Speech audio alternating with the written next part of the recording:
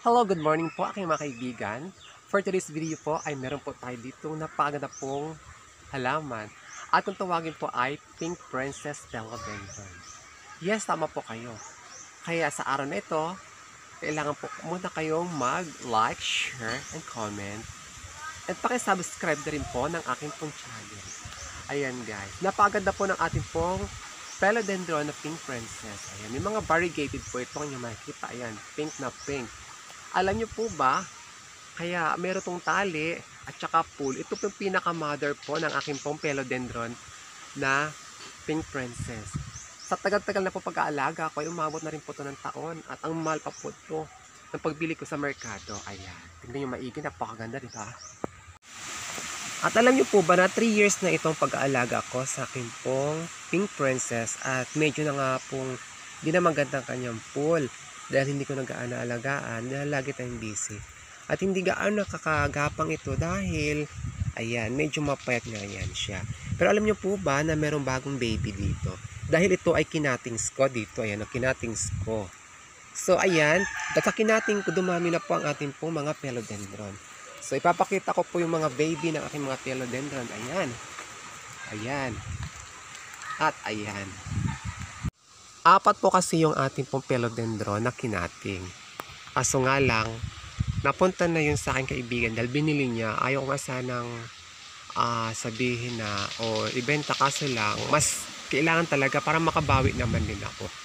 Sa sobrang mahal ko nito ay hindi pa ako nakakabawi talaga ng Philodendron na Pink Princess. Ang nagustuhan ko lang sa Pink Princess dahil napakaganda po ng kanyang mga dahon. Ayan, makintab. At talagang pink na pink po ang portion po ng kanyang mga leaves na may mga variegated. Ayan o. Ang nagustuhan ko dito kasi dark form siya. Tapos may mga light form din ng kanyang pagka-pink. Ayan.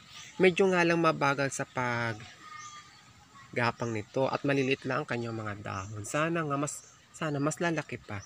Kaso nga lang, wala akong magagawa dahil ito lang ang kanyang mga dahon. Pero antayin ko ito na lumaki talaga kasi hindi pa talaga ito totally matured. Ayan. Ang kanyang mga pagkain, ayan o. Ayan. Ang pagkain po ng ating pong Pink Princess o kaya fertilizer po ay ito lamang po ay ang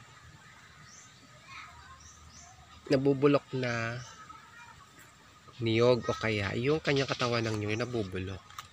So ayan. Napakaganap alagaan, di ba o? Ito yung pinaka huli kong cutting sa kanila. Ito yung huli kong na-cutting. Ayan. Ayan, napakaganda, diba? Napaka-cute. So, malapit na lumabas po ang kanyang new tops. At ayan, oh. Napakaganda talaga. Dark talaga yan. Dark talaga na pagka-pink.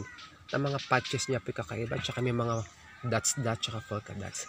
Alam niyo po ba, ayan, oh. Hindi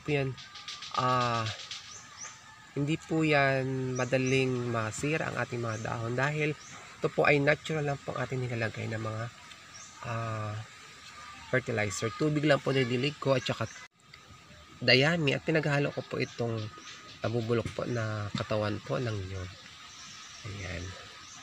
Gusto po ito ng ating pong mga Philodendron. Napakaganda, diba? Kaya paramihin ko ito dahil isa to sa pinakamaganda kong Philodendron dito sa aking garden. Ayan. Kaya ayan o. Meron siyang new baby pa rin dito. Ayan. May new baby siya. So antayin ko na lang kailan siya lumaki at kakatings ko naman. So, diba? So, medyo mahirap din po mag-alaga ng mga Philodendron. Gaya po ng ating pong Pink Princess. So, tsaga-tsaga lang. Kahit ilang taong umabot ito. Kailangan makapa natin po ang kanya pong character. Dahil kahit maganda na po ang kanyang ambiance at maganda rin po binibigay na pagkain sa kanya ng mga fertilizer, minsan po ay nag-aayaw. So, ngayon po ay malamig naman ang panahon. So, kailangan po ay nasa maayos na sitwasyon o lagayan siya para hindi po siya masira. Ayan, di ba? Napaka-ganda po talaga, no? Kaya, aalagaan ko talaga ito hanggang sa lumaki at i-update ko po sa inyo.